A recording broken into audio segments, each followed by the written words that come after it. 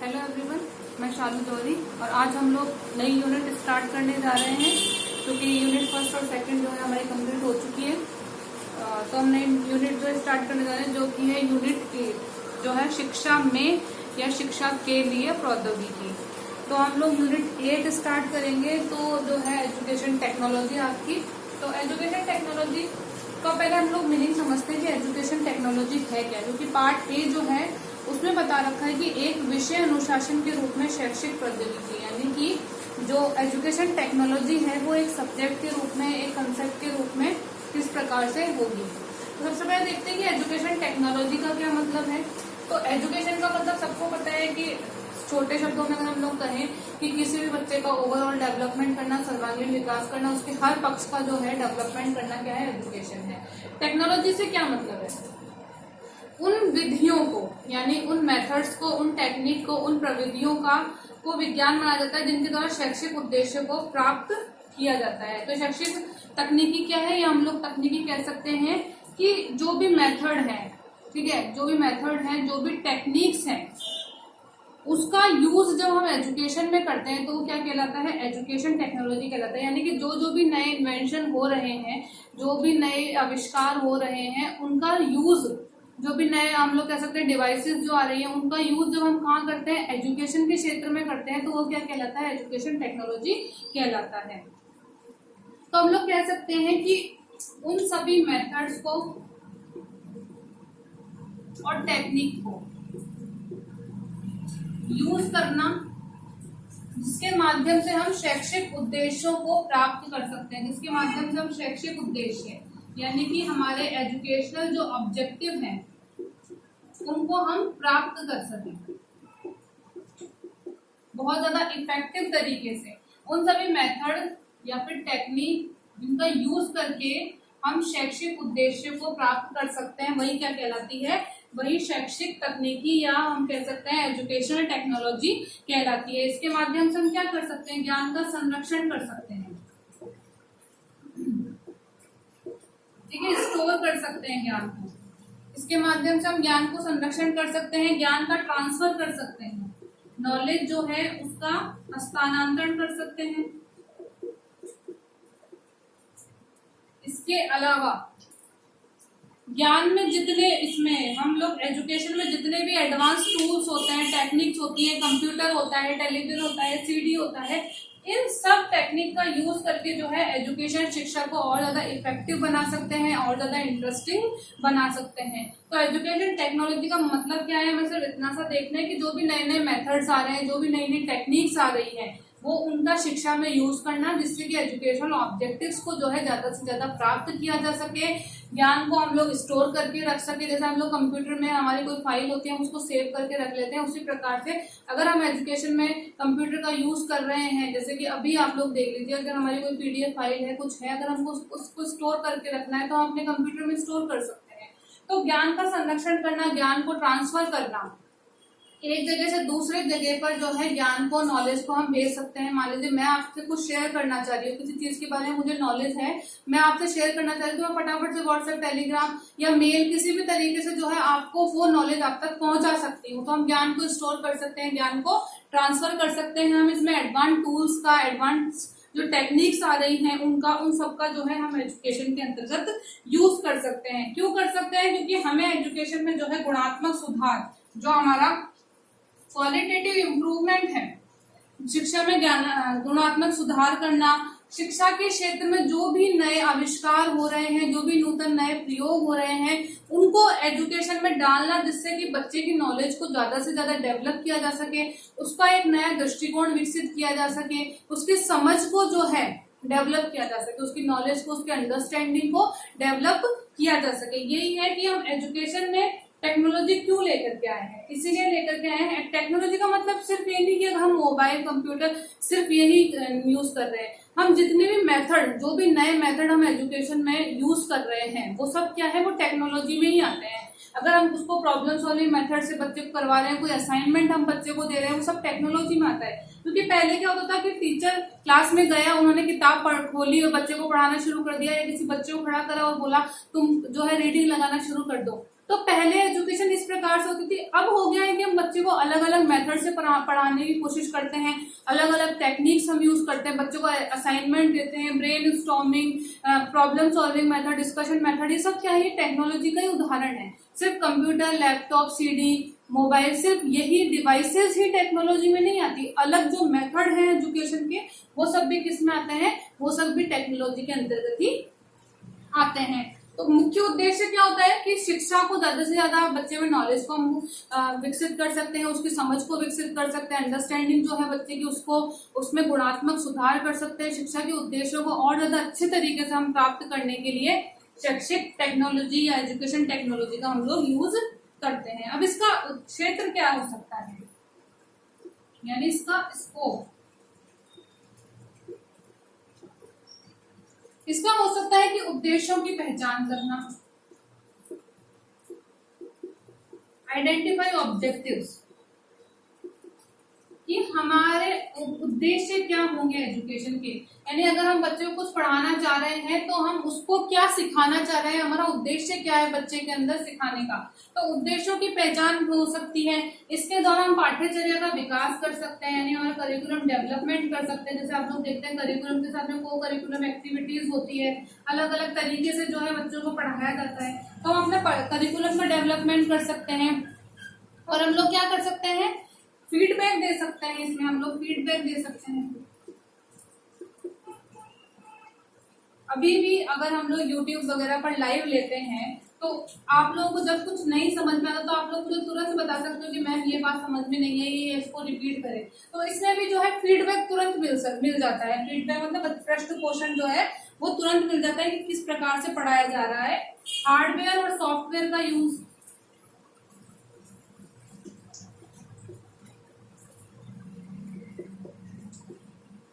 ये सब इसके स्कोप में आते हैं कि क्या क्या यूज कर सकते हैं। इसके अलावा इसमें हम क्या कर सकते हैं, इसमें हम इम्प्रूव कर सकते हैं,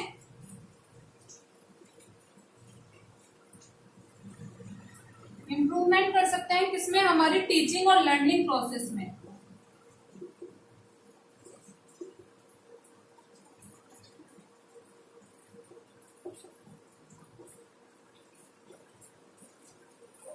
हम बच्चे को क्या पढ़ाना चाह रहे हैं, बच्चा उससे कितना सीख रहा है, यानी टीचिंग और लर्निंग प्रोसेस जो है उसको इम्प्रूव कर सकते हैं।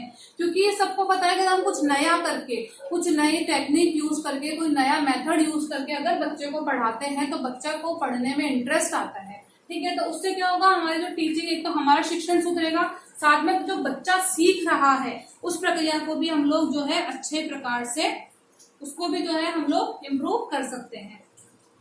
हम लोग टीचिंग लर्निंग मटेरियल का डेवलपमेंट कर सकते हैं, यानी हम अलग अलग जो है मटेरियल यूज कर सकते हैं, इसमें किसी भी तरीके से जो है बच्चे को पढ़ा सकते हैं। तो क्या कर सकते हैं, हम इसमें टीचिंग लर्निंग मटेरियल का डेवलपमेंट कर सकते हैं।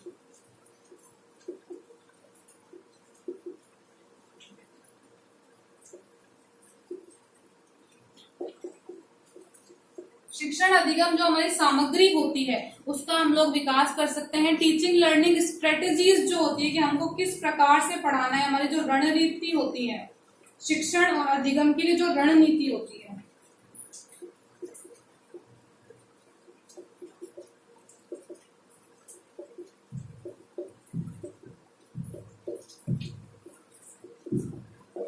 किस रणनीति से, क्या स्ट्रेटेजी हम लोग यूज करेंगे बच्चे को पढ़ाने के लिए, तो वो रणनीति को जो है हम लोग डेवलप कर सकते हैं। तो ये बेसिकली स्कोप है कि एजुकेशन टेक्नोलॉजी का क्या क्षेत्र है, क्या किस प्रकार से जो है यूज कर सकते हैं, क्या प्रोसेस रहता है। ठीक है, कि हम लोग अपने ऑब्जेक्टिव डिफाइन कर सकते हैं, आइडेंटिफाई कर सकते हैं, अपने करिकुलम का डेवलपमेंट कर सकते हैं, अपनी टीचिंग लर्निंग जो प्रोसेस है उसको इम्प्रूव कर सकते हैं, टीचिंग लर्निंग स्ट्रेटेजीज का डेवलपमेंट कर सकते हैं, मटेरियल का डेवलपमेंट कर सकते हैं, जो भी हमारे हार्डवेयर सॉफ्टवेयर जो डिवाइसेस होती हैं जो उनका यूज हम अच्छी तरीके से कर सकते हैं, फीडबैक हम लोगों को मिल सकता है। इसके अलावा इसके फंक्शन क्या होते हैं,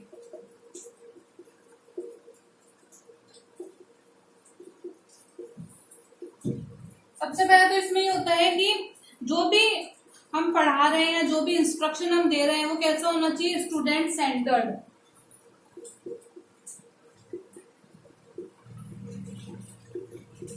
स्टूडेंट सेंटर्ड होना चाहिए, यानी कि छात्र केंद्रित होना चाहिए। बच्चे को कहाँ रखा गया है? बच्चे को सेंटर में रखा गया है, यानी कि जो भी चीज डिजाइन होगी, जो भी काम होगा, वो किसको ध्यान में रख करके होगा? वो बच्चे को ध्यान में रख करके होगा। उसके अलावा जो शिक्षा है, जो एजुकेशन है, जो हम पढ़ा रहे हैं, वो कैसे होनी चाहिए? सहयोगात्मक होनी चाहिए।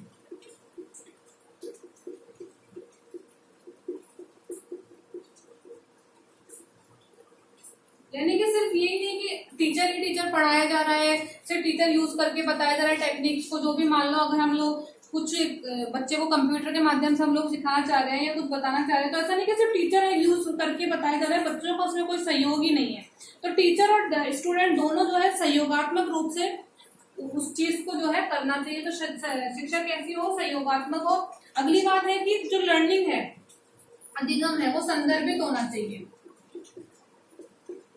संदर्भित जिसका मतलब है उसका कोई ना कोई कंटेक्स्ट जरूर होना चाहिए, उद्देश्य होना चाहिए। जो हम बच्चे को पढ़ा रहे हैं, जो हम बच्चे को सिखा रहे हैं, वो संदर्भित, उसका कुछ ना कुछ उद्देश्य होना चाहिए।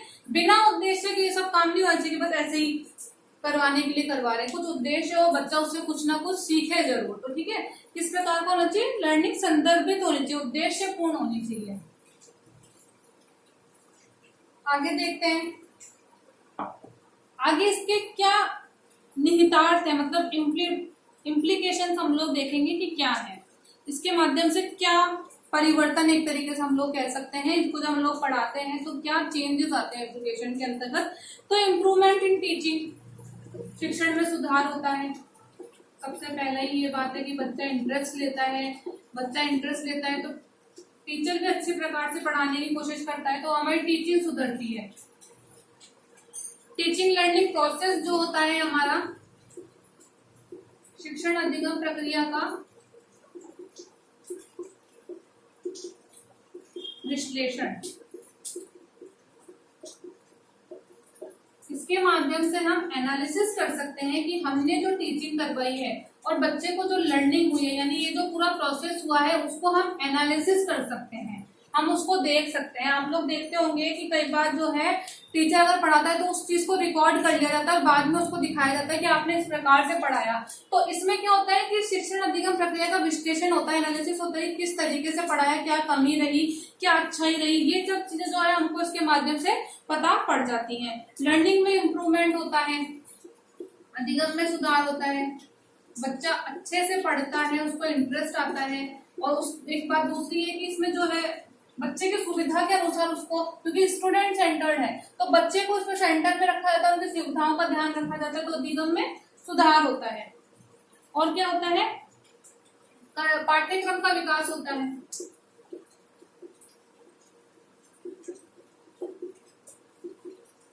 एक तरीके से हम लोग कह सकते हैं कि अगर हम टेक्नोलॉजी को यूज करते हैं तो हमको क्या क्या फायदे होते हैं, क्या क्या लाभ होते हैं, ये हम लोग कह सकते हैं इसको। दूसरा, शिक्षा के जो हमारे लक्ष्य हैं, शिक्षा के लक्ष्यों का विस्तार होता है।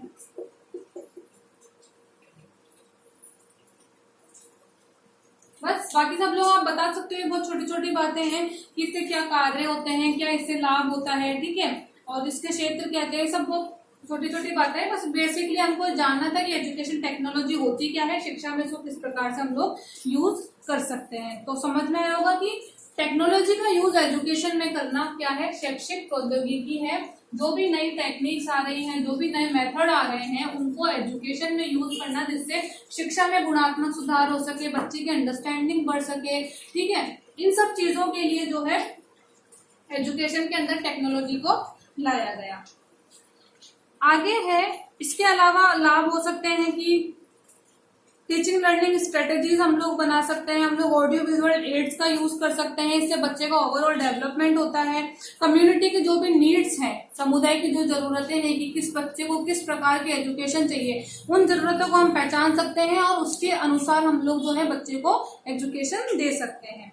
तो ये हमने देख लिया कि क्या है एक्चुअली में एजुकेशन टेक्नोलॉजी। बाकी इसको जो हम लोग ज्यादा से ज्यादा प्रीवियस नॉलेज से अगर प्रीवियस क्वेश्चन से जो है हम लोग करते हैं तो ज्यादा समझ में आएगा, कि क्योंकि उसमें कैरेक्टरिस्टिक वगैरह इस तरीके से क्वेश्चन बनते हैं। तो अगर PYQ जो है आप लोग इसके लगा करके देखना तो और ज्यादा जो है आप लोगों को क्लियर हो जाएगा। आगे हम लोग देख लेते हैं कि अप्रोचेस क्या है। जो एजुकेशन टेक्नोलॉजी है उसकी अप्रोचेस देख लेते हैं।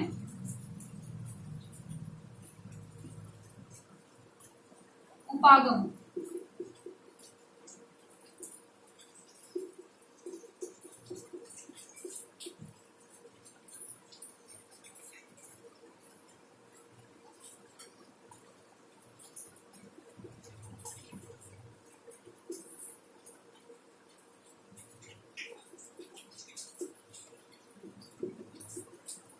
पहला है on the basis of application, यानी अनुप्रयोग के आधार पर क्या उपागम है।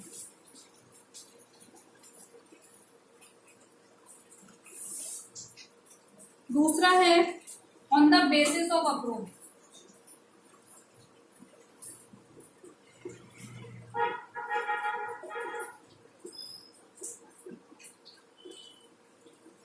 तो इसमें जो on the basis of application में है उसमें है टीचिंग टेक्नोलॉजी,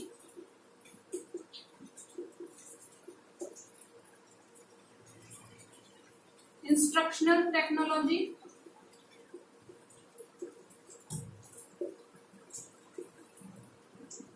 और है बिहेवियर टेक्नोलॉजी।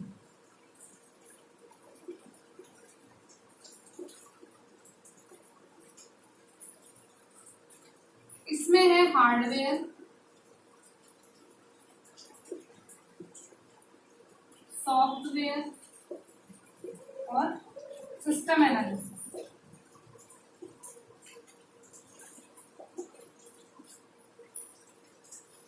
तो ये जो अप्रोचेस हैं दो प्रकार की हैं, on the basis of application, on the basis of approaches. Teaching technology, instructional technology, behavioural technology, और इसमें है हार्डवेयर, सॉफ्टवेयर और सिस्टम एनालिसिस। बेसिकली दो पार्ट है बांटा गया। हम लोग कह सकते हैं कि अनुप्रयोग के आधार पर क्या है और दूसरे क्या उपागम इसके रहते हैं। उपागम में भी उपागम जो है हम लोग देख लेंगे।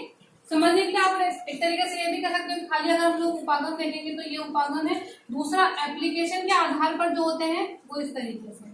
अगर कंफ्यूज हो रहा है कि उपागम में भी उपागम कैसे हो सकता है, तो अगर सिर्फ अप्रोचेस की बात करें तो तीन अप्रोचेस हम लोग कह सकते हैं, हार्डवेयर, सॉफ्टवेयर, सिस्टम एनालिसिस, और दूसरी है अनुप्रयोग। अनुप्रयोग के आधार पर किस प्रकार की टेक्नोलॉजी है, तो उसमें टीचिंग टेक्नोलॉजी, इंस्ट्रक्शनल टेक्नोलॉजी और बिहेवियरल टेक्नोलॉजी है। देखते हैं इनको क्या है ये। तो सबसे पहले हम लोग देखते हैं इसके अंतर्गत हार्डवेयर क्या होता है। तो हार्डवेयर में जो भी डिवाइसेस हम लोग यूज करते हैं टीचिंग के टाइम पर, जो भी हम लोग कह सकते हैं डिवाइसेस का मतलब होता है जो भी उपकरण जो है डिवाइसेस, जो भी मशीन, जो भी डिवाइस और मशीन जो है वो यूज की जाती है टीचिंग के टाइम में, वो किसमें आती है, हार्डवेयर में आती है। इसमें क्या क्या आ सकता है, इसमें फिल्म आ सकती है, प्रोजेक्टर्स आ सकते हैं, कंप्यूटर आ सकता है, रेडियो आ सकता है, टेप रिकॉर्डर आ सकता है, वीडियो टेप, ठीक है, इस तरीके के कंप्यूटर, लैपटॉप, ये सब क्या है, ये हार्डवेयर के अंतर्गत आते हैं। डिवाइसेस जो भी होती है, जो भी उपकरण हम लोग यूज करते हैं, प्रोजेक्टर वगैरह, वो सब हार्डवेयर में आते हैं। बात आती है सॉफ्टवेयर की। सॉफ्टवेयर के अंतर्गत क्या आता है, तो सॉफ्टवेयर के अंतर्गत हमारा जो भी हम लोग एक तरीके से हम लोग कह सकते हैं, हमारे शिक्षा के जो भी उद्देश्य होते हैं, जो भी एजुकेशनल ऑब्जेक्टिव्स जो होते हैं हमारे, हम जो भी साइकोलॉजिकल जो थ्योरीज हो या मनोवैज्ञानिक सिद्धांत जो हम लोग यूज करते हैं, वो सब इसके अंतर्गत आते हैं। हमारी मूल्यांकन प्रणाली इसके अंतर्गत आती है, ठीक है। उसके अलावा जो भी मेथड हम लोग यूज करते हैं, जो भी विधियां प्रविधियां हम लोग यूज करते हैं पढ़ाने के लिए, वो सब इसके अंतर्गत आती हैं। विधियां प्रविधियां इसके अंतर्गत आती हैं। फीडबैक इसमें आता है, हम जो भी पृष्ठ पोषण हम लोग लेते हैं, फीडबैक इसके अंतर्गत आता है। इंस्ट्रक्शन हम लोग देते हैं, अनुदेशन जो हम लोग देते हैं, वो सब किसके अंतर्गत आता है, वो सॉफ्टवेयर में आता है। तो हार्डवेयर में जो हम लोग डिवाइसेस यूज करते हैं वो सब आता है। उसके अलावा जो हमारे टीचिंग लर्निंग के ऑब्जेक्टिव्स होते हैं, जो मेथड होते हैं, जो मनोवैज्ञानिक सिद्धांत हम लोग यूज करते हैं, जो भी हमारी मूल्यांकन प्रणाली, इवेल्युएशन सिस्टम होता है, जो भी हमारी विधियां प्रविधियां होती है, फीडबैक होता है, इंस्ट्रक्शन जो हम सब कुछ देते हैं, वो सब किसके अंतर्गत आता है, वो सॉफ्टवेयर के अंतर्गत आता है। अगला है सिस्टम एनालिसिस, प्रणाली विश्लेषण।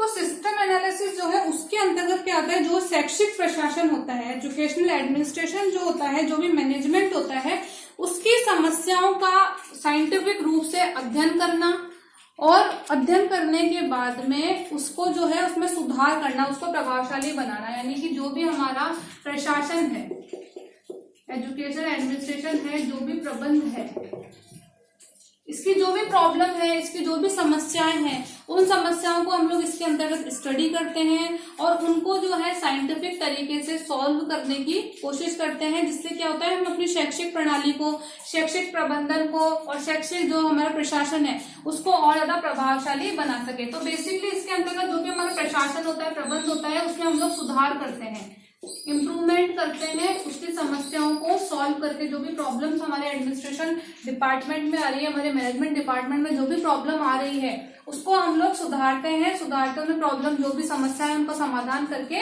इनकी जो कार्य क्षमता है उनमें सुधार का प्रयास करते हैं। तो इसमें क्या होता है, इसमें इनपुट होता है, आउटपुट होता है, सॉरी इनपुट होता है, प्रोसेस होता है और आउटपुट होता है। अब इनपुट में इसमें क्या क्या आता है, इसमें हमारे जो भी स्टूडेंट होते हैं, छात्र जो होते हैं, हमारे जो टीचर होते हैं, क्योंकि काम सब लोग यही करते हैं, टीचर पढ़ाता है, बच्चा पढ़ता है, एडमिनिस्ट्रेशन होता है, प्रशासन होता है, हमारा करिकुलम होता है, हमारे मटेरियल जो हम लोग यूज करते हैं, इंस्ट्रक्शन जो भी मटेरियल हम लोग यूज करते हैं, वो सब क्या आते हैं, वो सब इनपुट के अंतर्गत आते हैं। प्रोसेस में क्या आता है, प्रोसेस में आता है कि टीचिंग लर्निंग प्रैक्टिस जो होती है, लैब वर्क होता है, फील्ड वर्क होता है, को करिकुलम एक्टिविटीज जो होती हैं, वो सब किसके अंतर्गत आता है, ये इनपुट देने के बाद में प्रोसेस किया जाता है इनको, कि हमने पढ़ाया है, अब बच्चे से मान लो हमने उनको कुछ प्रयोग करना सिखाया तो लैब में ले जाकर के अब उनसे वो टेस्ट करवाएंगे कि आप करके दिखाओ एक बार। तो जो हमने यहाँ सिखाया है, जो हमने पढ़ाया है, उसको प्रोसेस के तौर पर देखा जाता है। इसमें हम लोग लैब वर्क ले सकते हैं, फील्ड वर्क ले सकते हैं, को करिकुलम एक्टिविटीज ले सकते हैं, टीचिंग लर्निंग जो भी हमने पढ़ाया उसकी हम लोग प्रैक्टिस करवाते हैं यहाँ पर। और आउटपुट में क्या आता है, आउटपुट में आता है कि प्रोडक्ट या अचीवमेंट क्या रहा, क्या परिणाम रहे, रिजल्ट हम लोग कह सकते हैं कि हमने बच्चे को पढ़ाया, उसका प्रोसेस करवाया। यहाँ पे एक तरीके से प्रैक्टिस होती है हर चीज की, जो भी हमने पढ़ाया है, जैसे लैब वर्क हो गया, फील्ड वर्क हो गया, को करिकुलम एक्टिविटीज हो गई, ठीक है, टीचिंग लर्निंग प्रैक्टिस हो गई, ये सब किस में आता है, प्रोसेस में। तो इसके बाद में क्या आता है, हमारे अचीवमेंट आता है, हमारा आउटपुट आता है कि हमारा रिजल्ट क्या रहा है। और इन सबको क्या प्रभावित करता है, एनवायरमेंट प्रभावित करता है, वातावरण जो है इन सबको प्रभावित करता है। तो ये थी अप्रोचेस हार्डवेयर, सॉफ्टवेयर और सिस्टम एनालिसिस। इसके अलावा मैंने आपको 3 और बताई थी जो एप्लीकेशन के आधार पर थी, जिसमें टीचिंग जो थी, 3 कौन कौन सी थी, एक सेकंड में बताती हूँ। इंस्ट्रक्शनल थी, बिहेवियर थी और क्या था, टीचिंग टेक्नोलॉजी थी। तो ये 3 जो टेक्नोलॉजी थी वो थी। इसके अलावा जो अप्रोचेज में हार्डवेयर, सॉफ्टवेयर और सिस्टम एनालिसिस जो है कर लिया है हम लोगों ने। अलग से जो है अप्रोचेज उपागम नहीं दे रखा, बट हमको पूरा एजुकेशन टेक्नोलॉजी के एक विषय के रूप में बताया गया है, तो हमको उपागम पता होना चाहिए कि अगर हम उसे विषय के रूप में यूज कर रहे हैं तो हम अप्रोच कौन सी यूज करेंगे, हम कौन सी अप्रोच यूज करके बच्चे को पढ़ाएंगे। तो हम हार्डवेयर यूज करते हैं, हम सॉफ्टवेयर यूज कर रहे हैं, या हम सिस्टम एनालिसिस यूज कर रहे हैं, या उसके अलावा हम लोग बिहेवियरल टेक्नोलॉजी यूज कर रहे हैं, इंस्ट्रक्शनल टेक्नोलॉजी यूज कर रहे हैं। ये सब जो है इसके उपागम के अंतर्गत आते हैं। मेनली उपागम में हार्डवेयर, सॉफ्टवेयर और सिस्टम एनालिसिस जो है अप्रोचेस में, इन तीनों को ध्यान में रखना। नेक्स्ट आपका जो दे रखा है, अब तक हम लोगों ने शैक्षिक प्रौद्योगिकी की संकल्पना समझ ली कि एजुकेशन टेक्नोलॉजी क्या होती है। आगे है आईसीटी यानी सूचना प्रौद्योगिकी, इंफॉर्मेशन टेक्नोलॉजी, कम्युनिकेशन टेक्नोलॉजी और सूचना एवं संचार प्रौद्योगिकी यानी कि सूचना, इंफॉर्मेशन एंड कम्युनिकेशन टेक्नोलॉजी जो है उसको हमको समझना है। अगला टॉपिक है आपका आईसीटी। तो चलिए समझते हैं आईसीटी क्या है। बहुत बेसिक है, इसमें बहुत ज्यादा समझने वाली बात नहीं, क्योंकि हम लोग डेली लाइफ में अब इन चीजों का जो है यूज कर रहे हैं हम लोग। अभी हम जिस मेथड से पढ़ रहे हैं वो क्या है, वो टेक्नोलॉजी है। एजुकेशन में टेक्नोलॉजी हम लोग यूज कर रहे हैं, तो हमको इसके बारे में हम अपनी रियल लाइफ से जब कनेक्ट करके देखेंगे तो सब चीजें वैसे ही सब क्लियर हो जाएगा। बट फिर भी कंसेप्ट के तौर पे हम लोग क्लियर कर लेते हैं कि क्या क्या बातें हैं। तो क्या है हमारा अगला ICT, information and communication technology. तो पहले देखते हैं कि इंफॉर्मेशन टेक्नोलॉजी क्या होती है।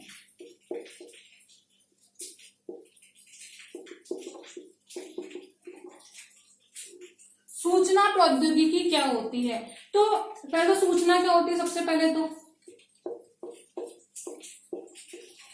पहले ये कि सूचना क्या होती है, तो किसी भी विषय से संबंधित तथ्य, वक्तव्य, आकृति, संकेत, चिन्ह, ये सब क्या कहलाती है, ये कहलाती है सूचना। यानी जो भी डेटा हमारे पास होता है, जो भी आंकड़े होते हैं, वो आंकड़े किसी भी रूप में हो सकते हैं, किसी शेप में हो सकते हैं, किसी साइन में हो सकते हैं, संकेत में हो सकते हैं, सिग्नल में हो सकते हैं, कुछ फैक्ट हो सकते हैं। ये सब क्या कहलाते हैं, इंफॉर्मेशन कहलाता है।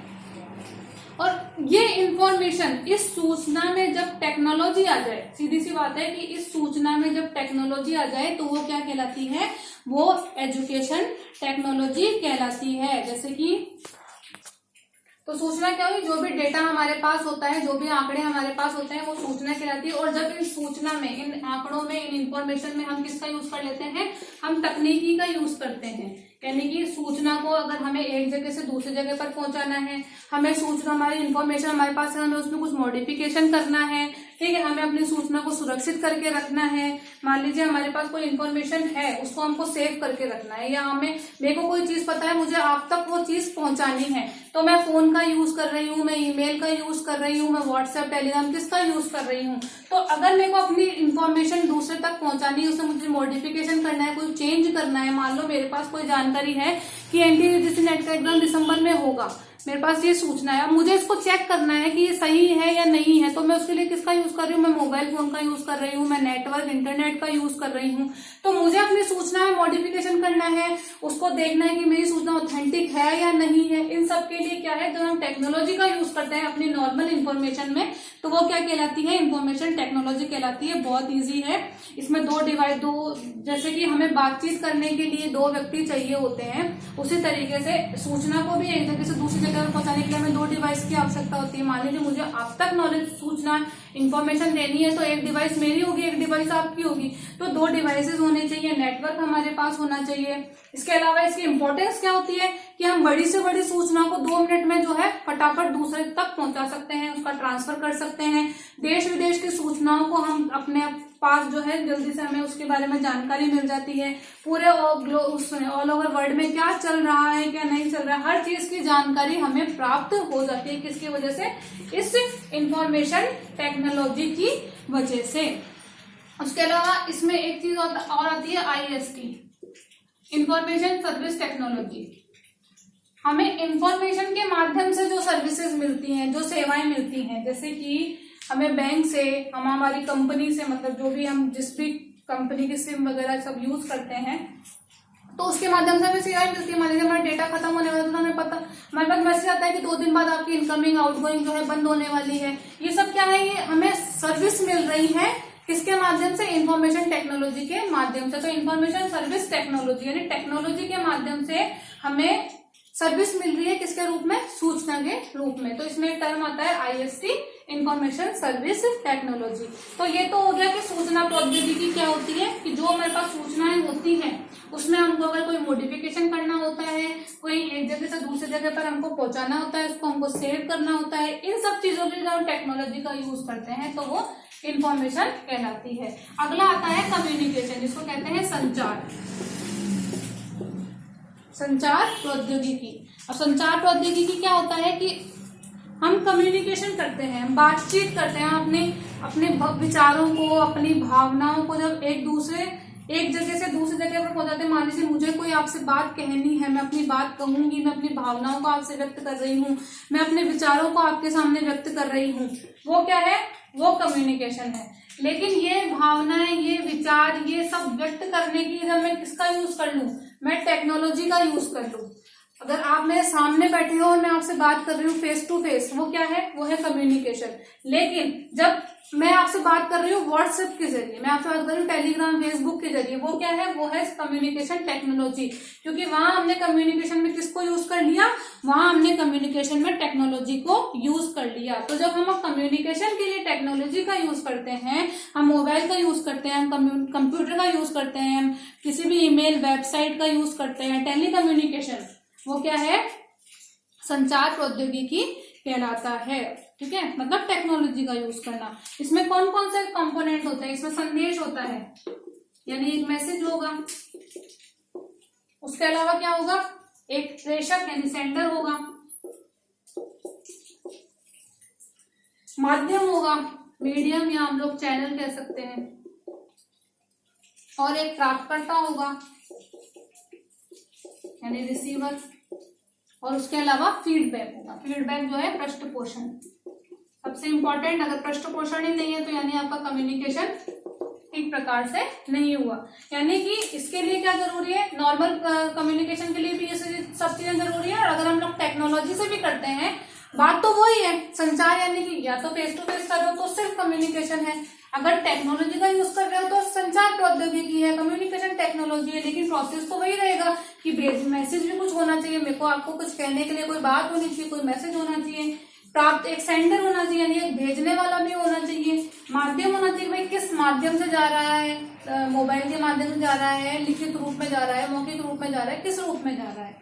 एक प्राप्तकर्ता होना चाहिए, रिसीवर की उस तरफ भी कोई बैठा हो जो मेरे मैसेज को प्राप्त कर पाए। पृष्ठपोषण ने उसने प्राप्त कर लिया तो उसका रिप्लाई भी जरूरी होता है। तो ये होता है घटक कम्युनिकेशन टेक्नोलॉजी के। उसके बाद में है, अब इसको हम लोग पूरा करके देखते हैं। अभी हमने इंफॉर्मेशन को समझा, कम्युनिकेशन को समझा, अब हम टोटल आईएसटी को करते हैं। सूचना मैंने आपको बताया कि जो भी हमारे डेटा होते हैं, किसी भी रूप में हो सकता है, वो क्या होती है, इंफॉर्मेशन। हम अपनी भावनाएं, विचार सब अभिव्यक्त करते हैं, अपनी चीजें से किसी के सामने रखते हैं, किसी भी रूप में, चिन्ह संकेत के रूप में हम लोग रखते हैं, वो क्या है, कम्युनिकेशन है। तो इन दोनों चीजों में यानी कि सूचना को एक स्थान से दूसरे स्थान पर भेजने के लिए, संचार के लिए जब हम टेक्नोलॉजी का यूज करते हैं तो क्या है, सूचना एवं संचार प्रौद्योगिकी, यानी कि जो भी इंफॉर्मेशन है उसको एकत्रित करना, उसको स्टोर करना, उसको मॉडिफाई करना, उसको प्रेषित करना। भाई अगर हमारे पास रह रही है तब तो सिर्फ इंफॉर्मेशन है, दूसरे के पास अगर हम लोग भेज रहे हैं तो क्या है, कम्युनिकेशन है। तो यानी कि सूचना को दूसरे के पास प्रेषित करना, दूसरे के पास भेजना, हस्तांतरित करना, दूसरे लोगों तक उसको पहुंचाना। और इसमें प्रयुक्त तकनीकी क्या कहलाती है, ICT, information and communication technology कहलाती है। जो हम किसके माध्यम से कर सकते हैं, हम कंप्यूटर के, लैपटॉप के, नेटवर्क के, इन सब के माध्यम से जो है हम लोग आईसीटी यानी कि अपनी सूचनाओं को दूसरे तक पहुंचाने के लिए, हमारे पास रखने के लिए नहीं, सिर्फ दूसरे तक पहुंचाने के लिए जब हम टेक्नोलॉजी यूज करते हैं तो वो कहलाती है ICT, information and communication technology. तो हमने समझ लिया कि सूचना संचार प्रौद्योगिकी, आईसीटी क्या होता है, इसके फील्ड कौन कौन से थे, कहाँ कहाँ हम लोग इसको यूज कर सकते हैं। हम लोग इसको हेल्थ सेक्टर में यूज कर सकते हैं, एजुकेशन में यूज कर सकते हैं, एडमिनिस्ट्रेशन में यूज कर सकते हैं। ठीक है, बहुत से ऐसे एप्लीकेशन, पॉलिटिक्स, हम किसी भी जगह पर हम लोग जो है आईसीटी को यूज करते हैं। और इस वक्त का जो टाइम है, प्रेजेंट टाइम में हर जगह जो है इंफॉर्मेशन कम्युनिकेशन टेक्नोलॉजी यूज हो रही है। तो ये हो गया कि आईसीटी क्या होता है, बहुत इजी है, बेसिक। अगर आपसे कोई पूछेगा तो आपको सबको पता है कि आईसीटी क्या होता है, एजुकेशन टेक्नोलॉजी क्या होता है, ये सब आप लोगों को पता है। हम लोगों ने एक बार का कंसेप्ट भी क्लियर कर लिया कि क्या होता है, क्या क्षेत्र होते हैं, क्या कार्य होते हैं, क्या घटक होते हैं, ये सब चीजें हम लोगों ने क्लियर कर ली। अब आगे जो आपके बात आती है वो आती है अनुदेशनात्मक प्रौद्योगिकी।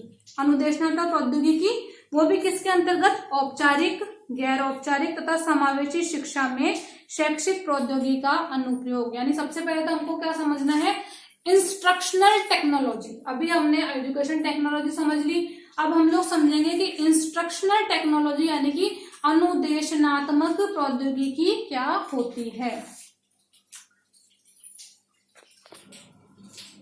तो अगला है हमारा अनुदेशनात्मक प्रौद्योगिकी, इंस्ट्रक्शनल टेक्नोलॉजी। तो सबसे पहले समझते हैं कि अनुदेशन या इंस्ट्रक्शन क्या होता है। तो सीधी भाषा में अगर हम लोग बोले तो जब हम किसी को कुछ बोलते हैं, निर्देश देते हैं, कुछ करने के लिए कहते हैं, तो हम नॉर्मल लैंग्वेज में उसी को अनुदेशन या इंस्ट्रक्शन कहते हैं। जैसे हम लोग पेपर देने भी जाते हैं तो सबसे ऊपर निर्देश लिखे रहते हैं, इंस्ट्रक्शन लिखे हुए रहते हैं कि पेपर को ऐसे ना खोले, पेपर इतने मिनट का है, इतने क्वेश्चन करने अनिवार्य हैं, तो उसको हम लोग जो है इंस्ट्रक्शन कहते हैं।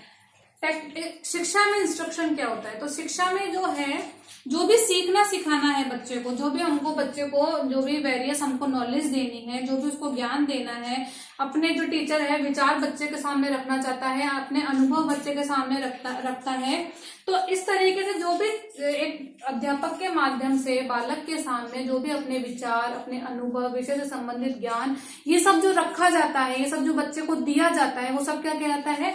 वो अनुदेशन कहलाता है, इंस्ट्रक्शन कहलाता है, जिससे क्या है बच्चे को सीखने में मदद मिलती है। क्या है कि जब अगर कोई टीचर बच्चे के सामने जो है अपने स्वयं के अनुभव रखता है, स्वयं की जो कोई विचार वो रखता है, तो बच्चा क्या उसे जल्दी सीखता है, उसको क्या है एक तरीके से जो है वो अट्रैक्ट होता है, इंटरेस्ट लेता है उन सब चीजों में।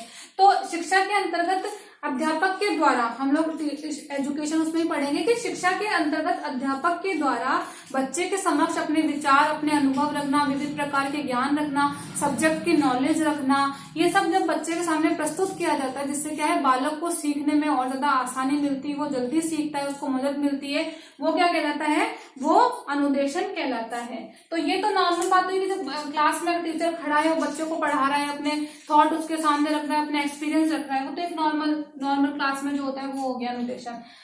जब इसी अनुदेशन को देने के लिए, जो मैंने इंस्ट्रक्शन बताया आपको क्या होता है, उस इंस्ट्रक्शन को देने के लिए जब टेक्नोलॉजी का यूज कर लिया गया है, तो वो क्या कहलाता है? इंस्ट्रक्शनल टेक्नोलॉजी कहलाता है। यानी कि पहले हम जो पहला वर्ड होता है, जैसे अनुदेशन को समझिए कि अनुदेशन क्या होता है, अब हम अनुदेशन के अंतर्गत जब टेक्नोलॉजी को यूज कर लेंगे तो वो क्या हो जाएगा? अनुदेशनात्मक टेक्नोलॉजी हो जाएगा। विभिन्न प्रकार की जो टेक्नोलॉजी होती है, जो कौशल होते हैं, जो विधियां होती हैं, जो डिवाइसेस होती हैं, उनका यूज जब हम इंस्ट्रक्शंस देने के लिए करते हैं बच्चे को, तो वो क्या कहलाता है? वो अनुदेशनात्मक प्रौद्योगिकी या अनुदेशनात्मक तकनीकी कहलाता है। यानी कि टीचर जो होता है वो अपने विचार, अपने अनुभव, विविध ज्ञान, अलग अलग प्रकार की नॉलेज, ठीक है, विषय ज्ञान, ये सब चीजें बच्चे के समक्ष रखता है, जिससे क्या होता है? बच्चे को सीखने में मदद मिलती है।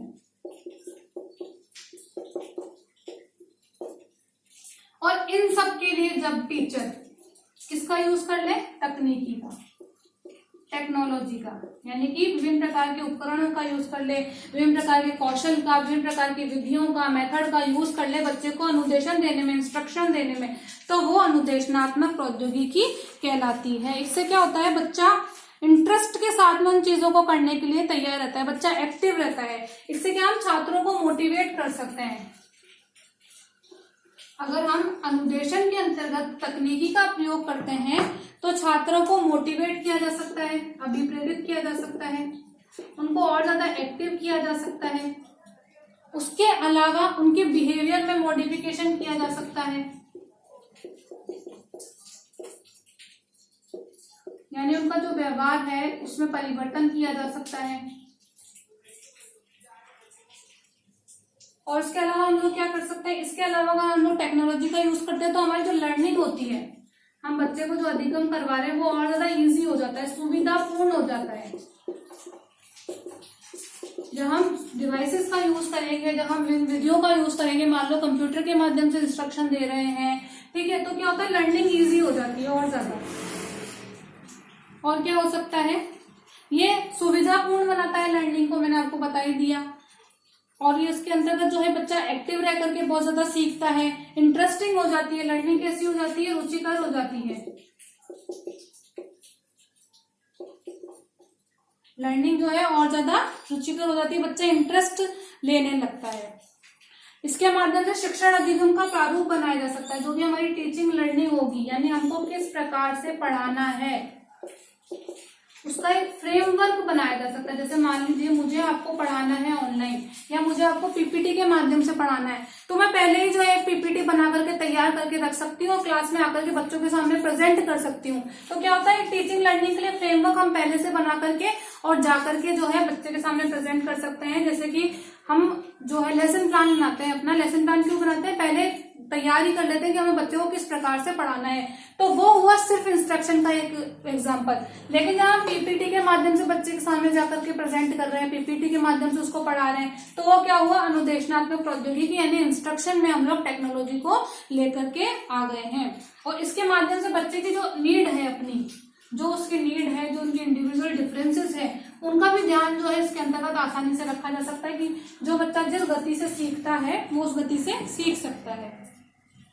तो ये हो गया कि इंस्ट्रक्शनल टेक्नोलॉजी क्या होती है। उसके अलावा दे रखा है औपचारिक यानी फॉर्मल, नॉन फॉर्मल और इनफॉर्मल और इंक्लूसिव जो एजुकेशन है उसमें एजुकेशन टेक्नोलॉजी का क्या यूज है। तो अब तक हम लोगों ने क्या पढ़ लिया, अब तक हमने एजुकेशन टेक्नोलॉजी को पढ़ लिया, हमने आईसीटी को पढ़ लिया, आईसीटी में भी इंफॉर्मेशन अलग, कम्युनिकेशन अलग करके पढ़ लिया, और हमने क्या पढ़ लिया, इसके अलावा हमने इंस्ट्रक्शनल टेक्नोलॉजी को पढ़ लिया कि हम इंस्ट्रक्शन देने के लिए किस प्रकार से टेक्नोलॉजी को यूज कर सकते हैं। इसमें हम लोग क्या क्या यूज कर सकते हैं, हम OHP का यूज कर सकते हैं, हम फिल्म स्ट्रिप का यूज कर सकते हैं इंस्ट्रक्शन देने के लिए, ठीक है। और क्या यूज कर सकते हैं, स्लाइड यूज कर सकते हैं।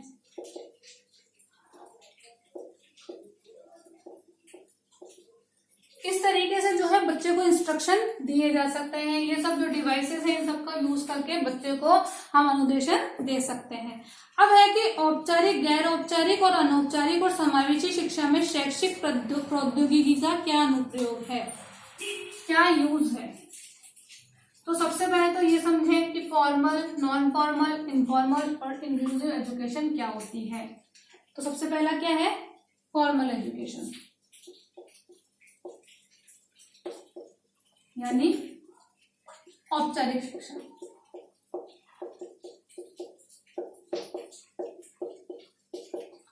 दूसरी है नॉन फॉर्मल, ये है, इसको हिंदी में बोलते हैं गैर औपचारिक।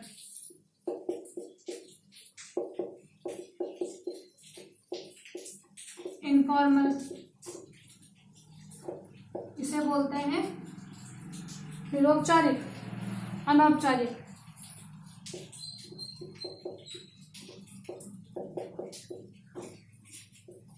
और अगली है समावेशी, इंक्लूसिव एजुकेशन।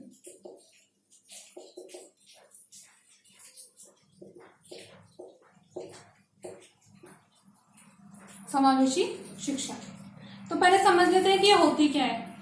तो सीधे सीधे बिल्कुल एक लाइन में बताऊंगी मैं ताकि कंफ्यूज ना हो। स्कूल में, ठीक है,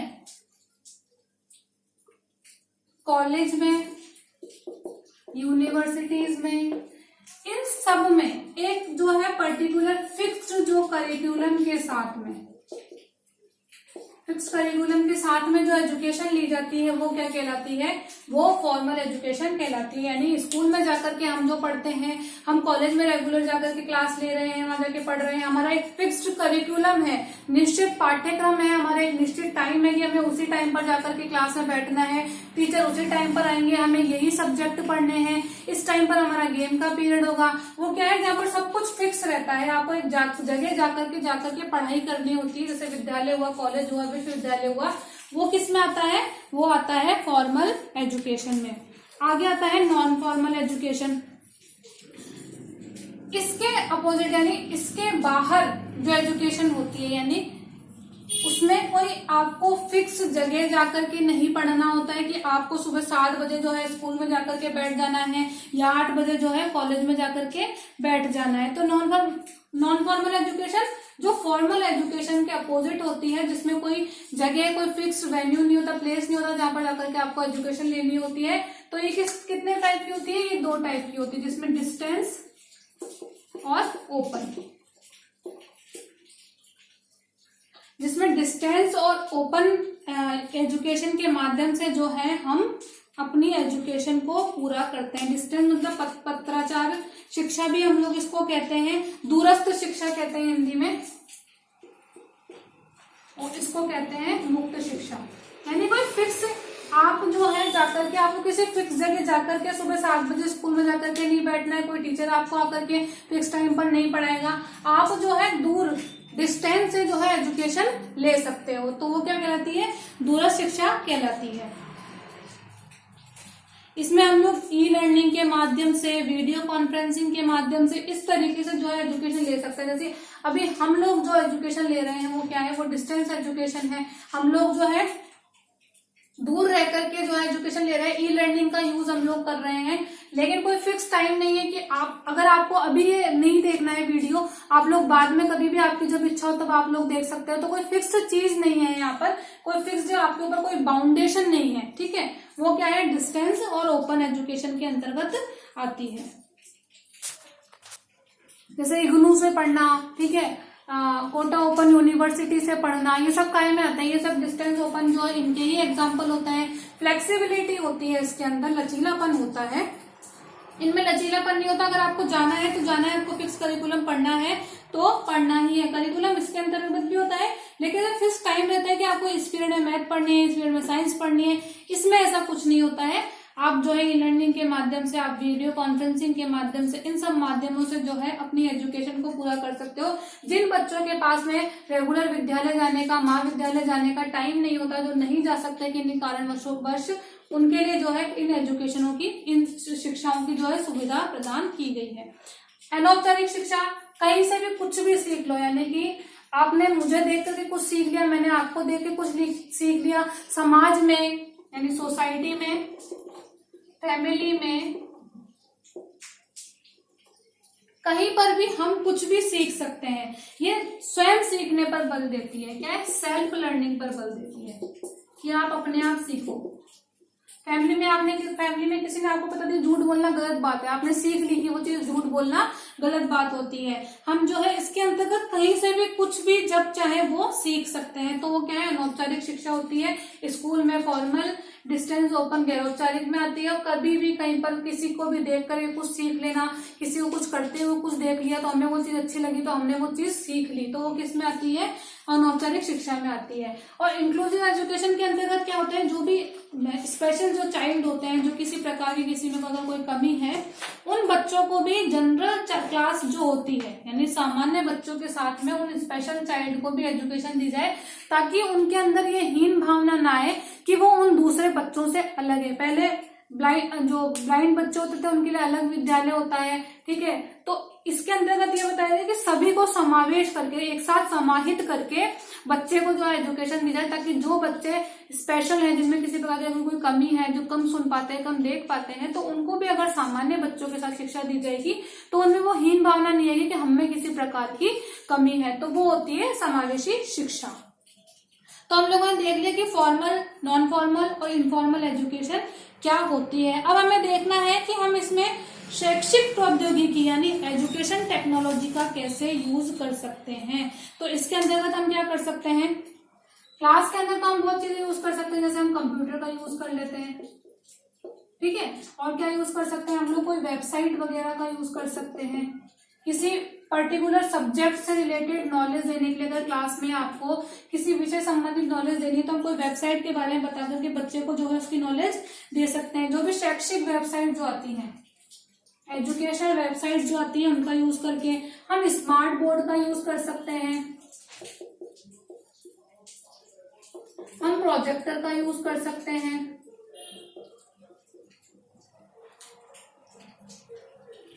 ये सब वो चीजें हैं जिनका यूज करके जो है हम बच्चे को पढ़ा सकते हैं। जो स्मॉल पीसीज आते हैं, छोटे छोटे पीसी आते हैं, उनका यूज हम लोग क्लास में करके बच्चे को सिखा सकते हैं। कंप्यूटर हो गया, कोई एजुकेशनल वेबसाइट हो गई, स्मार्ट बोर्ड जिस तरह से यूज करके लिखते हैं बच्चे, ग्राफ मतलब टीचर ग्राफ बना करके बच्चे को समझा सकता है, प्रोजेक्टर यूज कर सकते हैं, स्मॉल पीसीज वगैरह जो आते हैं, इंटरेक्टिव क्लासरूम जो है, उन सब का यूज करके हम बच्चे को एजुकेशन दे सकते हैं। तो ये इसमें सब आराम से बता सकते हो आप लोग कि फॉर्मल में हम लोग क्या क्या यूज करके जो है बच्चे को पढ़ा सकते हैं, कौन कौन से टेक्नोलॉजी हम लोग इसके अंतर्गत यूज कर सकते हैं। डिफरेंट जो मेथड हम लोग यूज करते हैं पढ़ाने के लिए, जो भी मेथड, ब्रेन स्टॉर्मिंग, इस तरीके के जो मेथड हम लोग यूज करते हैं, वो सब क्या में आते हैं। जो मॉडल जो आते हैं एजुकेशन में, अलग अलग प्रकार के मॉडल आते हैं, ठीक है। वो जैसे आपकी यूनिट 5 में करिकुलम जो वाला जो यूनिट है उसमें अलग अलग मॉडल बता रखे हैं, तो हम अलग अलग मॉडल जो एजुकेशन में यूज करते हैं वो भी किस में आते हैं, वो भी टेक्नोलॉजी में आते हैं।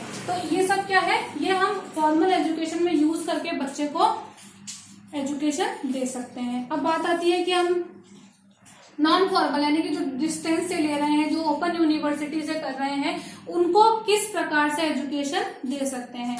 तो इसमें जो है रेडियो टीवी का यूज किया जा सकता है।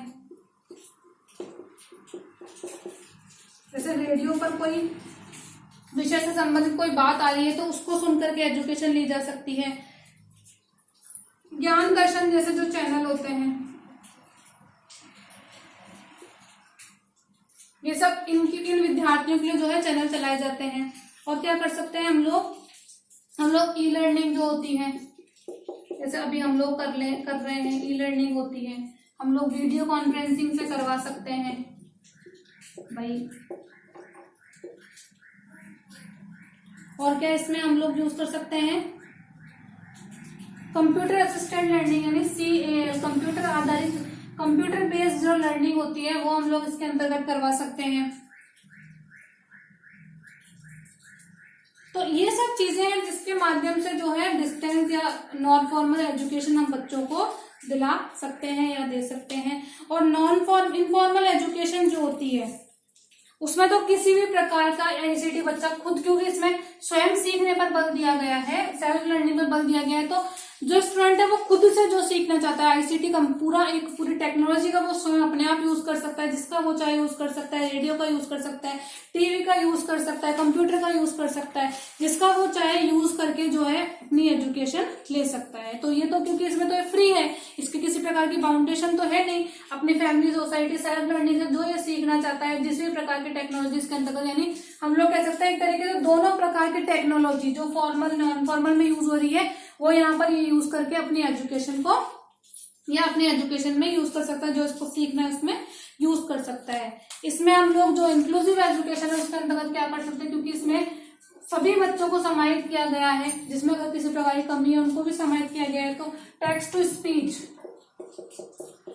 यानी ऐसी टेक्नोलॉजी जिसमें जहाँ कोई टेक्स्ट होता है अगर उसको हाईलाइट कर दे तो वो टेक्स्ट को जो है बोल करके बताता है। तो जो बच्चे देख नहीं पाते हैं तो उनके लिए क्या है, ये यूज किया जा सकता है कि टेक्स्ट को जो है हाईलाइट कर दिया, फिर वो जो है बोल करके उस चीज को बता रहा है। उसके अलावा क्या यूज कर सकते हैं, टॉकिंग बुक आती है, ओसीआर को हम यूज कर सकते हैं।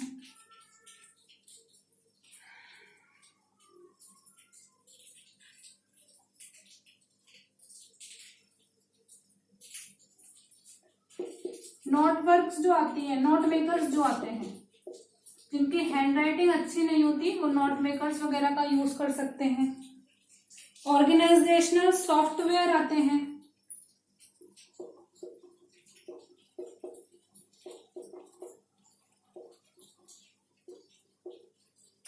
तो इन सब का जो है टेक्नोलॉजी का यूज हम लोग formal, non formal, informal, inclusive education के अंतर्गत करके एजुकेशन को और ज्यादा इम्प्रूवमेंट कर सकते हैं। तो ये वाला टॉपिक हमारा खत्म हुआ।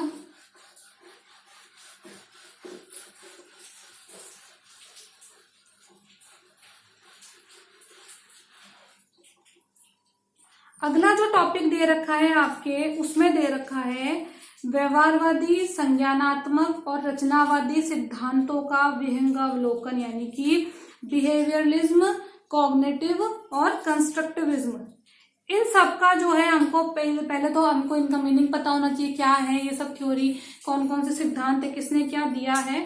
और उसमें जो है अनुदेशनात्मक अभिकल्प, यानी अभी जो हमने इंस्ट्रक्शनल टेक्नोलॉजी पढ़ी उसका यूज हम लोगों को देखना है। और उसमें हमको किसको पढ़ना है, हमको स्किनर को पढ़ना है, हमको पियाजे को पढ़ना है, आसुबेल को पढ़ना है, ब्रूनर को पढ़ना है और विगोस्की को पढ़ना है। ये पांचों को जो है हमें व्यवहारवादी, संज्ञानात्मक, रचनावादी, जो जिस सिद्धांत से संबंधित है उनको समझते हुए हमको चलना है। चलिए देखते हैं क्या है ये सिद्धांत।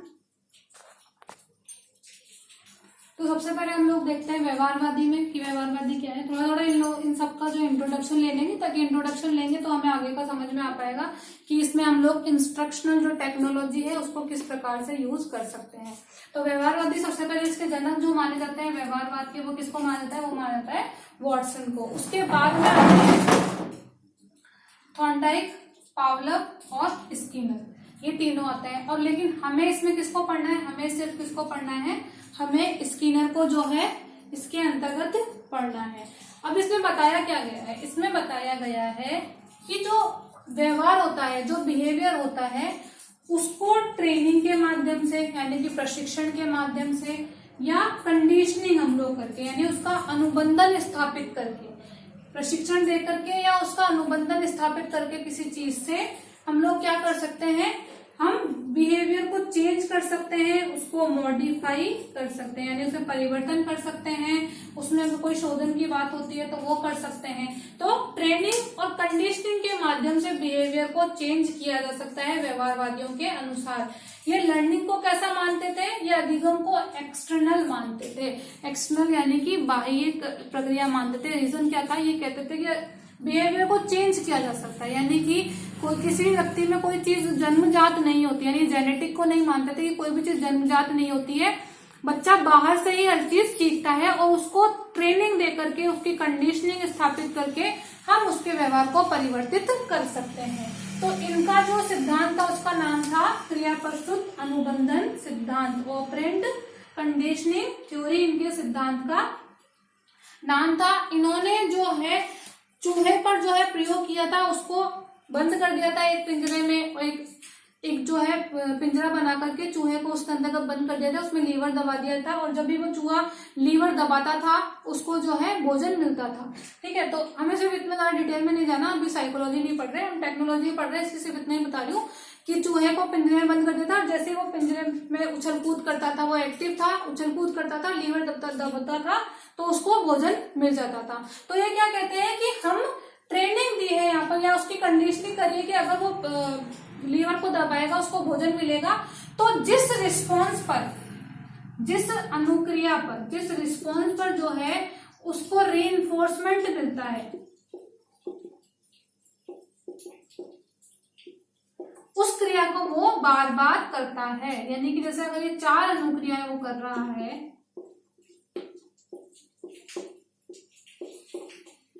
और दूसरी अनुक्रिया पे या चौथी अनुक्रिया पे, सॉरी दूसरी छोड़ दो, चौथी अनुक्रिया पे अगर उसको रीइंफोर्समेंट मिल रहा है यानी अगर उसको भोजन मिल रहा है तो वो इस अनुक्रिया को बार बार करेगा। तो उन्होंने यहाँ पे क्या बताया, उसका अनुबंधन किससे बिठाया, उन्होंने यहाँ पे अनुबंधन भोजन से बिठा दिया कि अगर वो ये वाली अनुक्रिया करेगा तो उसको भोजन मिलेगा, तो वो इसी को बार बार रिपीट करेगा। तो ये चीज उसके व्यवहार में आ गई कि वो जब भी ये वाली अनुक्रिया करेगा उसको भोजन मिलेगा। तो ये क्या कहते थे कि उसके व्यवहार में परिवर्तन किया जा सकता है अगर उन्हें ट्रेनिंग दी जाए, उसकी कंडीशनिंग करी जाए, कंडीशनिंग अनुबंधन स्थापित किया जाए। यहाँ पर अनुक्रिया का अनुबंधन भोजन से स्थापित कर दिया कि अगर वो R4 करता है तो उसको भोजन की प्राप्ति होती है। ठीक है, तो ये बताते हैं कि पनिशमेंट या प्राइज या रीइंफोर्समेंट देकर के जो है हम किसी अनुक्रिया की जो है प्रबलता को बढ़ा सकते हैं या उसके रिपीटेशन को हम लोग बढ़ा सकते हैं।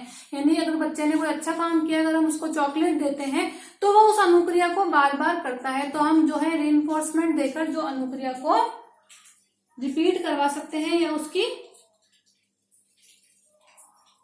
या अनुक्रिया को जो है बार बार बच्चा करने के लिए आगे से आगे तैयार रहता है। तो ये अनुक्रिया को रिपीट करने की बात करते हैं कि अगर उसको रीइंफोर्समेंट दिया जाए तो वो उस अनुक्रिया को बार बार करेगा। ये था इनका सिद्धांत कि व्यवहार को परिवर्तित किया जा सकता है, उसको मॉडिफाई किया जा सकता है। लर्निंग को एक्सटर्नल मानते थे, जो किससे, एनवायरमेंट के माध्यम से सीखी जा सकती है, वातावरण के माध्यम से जो है लर्निंग को सीखा जा सकता है। रीइंफोर्समेंट की बात करते थे। ठीक है, अब दूसरा है कॉग्निटिव थ्योरी, संज्ञानात्मक सिद्धांत। संज्ञानात्मक सिद्धांत में बताया गया है मेंटल कैपेबिलिटी की बात करता है।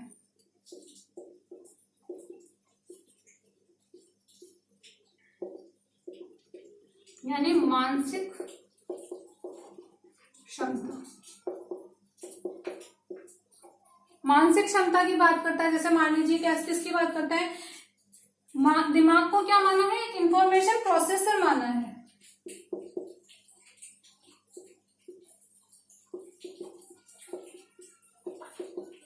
इंफॉर्मेशन प्रोसेसर माना है कि जो है इंफॉर्मेशन को प्रोसेस करता है, हमारे पास इंफॉर्मेशन आती है, हम उसको प्रोसेस करते हैं। तो ये दिमाग की एक तरीके से संज्ञान की बात करते हैं, मस्तिष्क की बात करते हैं, मेमोरी की बात करते हैं, लॉजिक की बात करते हैं, इमेजिनेशन की बात करते हैं, प्रॉब्लम सॉल्विंग की बात करते हैं, डिसीजन की बात करते हैं, अटेंशन की बात करते हैं, लैंग्वेज की बात करते हैं, ऑब्जर्वेशन की बात करते हैं। वो सभी बातें जो मस्तिष्क से संबंधित होती है, हमारे दिमाग से संबंधित होती है, उन सब बातों की संज्ञानवादी जो बात करते हैं। सीधी सी याद रखने वाली ये बात है कि हमारे मस्तिष्क से, हमारे संज्ञान से जो सब चीजें जुड़ी हुई है वो किस में आती है, संज्ञानवादी में आती है, कॉग्निटिव के अंतर्गत आती है। ये क्या मानते हैं, लर्निंग इंटरनल में।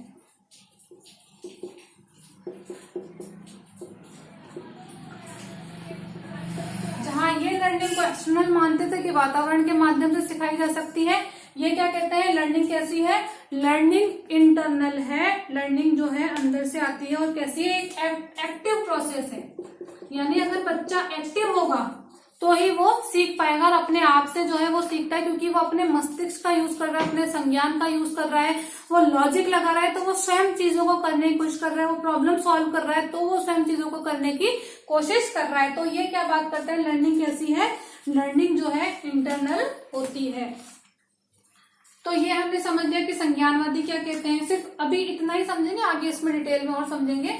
रचनावादी क्या कहते हैं, रचनावादी कहते हैं, सीधी सी बात इसके अंतर्गत ये कहते हैं कि नॉलेज जो है वो कैसे आती है, प्रीवियस नॉलेज। यानी कि हम जो है हमने जो नया सीखा, हम उसको अपनी प्रीवियस नॉलेज के साथ जोड़ करके अपनी नॉलेज को कंस्ट्रक्ट करते हैं। कंस्ट्रक्ट यानी स्वयं बनाते हैं, एक ढांचा तैयार करते हैं। यानी हम अपनी जो है नॉलेज हम स्वयं बनाते हैं, हम उसको स्वयं निर्मित करते हैं, स्वयं कंस्ट्रक्ट करते हैं। कैसे, हमारे प्रीवियस जो नॉलेज होती है, जो भी हमारे एक्सपीरियंस होते हैं, उनके साथ में जोड़ करके हम अपनी नॉलेज को कंस्ट्रक्ट करते हैं। मान लीजिए कोई नई चीज हमने सीखी है, तो हम उसको पुरानी चीज के साथ जोड़ेंगे, संबंध स्थापित करेंगे और अपनी नई नॉलेज का निर्माण करेंगे। क्या करेंगे, निर्माण करेंगे। ये वाली बात ध्यान करना, हम स्वयं कंस्ट्रक्ट करते हैं। तो ये तो हो गया कि व्यवहारवादी क्या कहते हैं, संज्ञानवादी क्या कहते हैं, रचनावादी क्या कहते हैं। अब देख लेते हैं अलग अलग इसके अंतर्गत क्या क्या बताया गया है। तो व्यवहारवादी में तो स्किनर को हम लोगों को पढ़ना है, जिन्होंने क्या बताया है कि व्यवहार को ट्रेनिंग और कंडीशनिंग के माध्यम से चेंज मॉडिफाई कर सकते हैं। एक्सटर्नल जो है प्रोसेस होता है लर्निंग का, कि वातावरण के माध्यम से सीखा जा सकता है। इनके सिद्धांत का नाम है क्रियाप्रसूत अनुबंधन सिद्धांत। संज्ञानवादी ने मेंटल कैपेबिलिटी की बात करी है, इंफॉर्मेशन प्रोसेसर माना है दिमाग को, लर्निंग इंटरनल होती है, एक्टिव होना चाहिए। रचनावादी कहते हैं, कंस्ट्रक्ट वाले कहते हैं कि प्रीवियस नॉलेज और एक्सपीरियंस को मिलाकर के हम स्वयं अपनी नॉलेज का निर्माण करते हैं। तो चलिए आगे देखते हैं।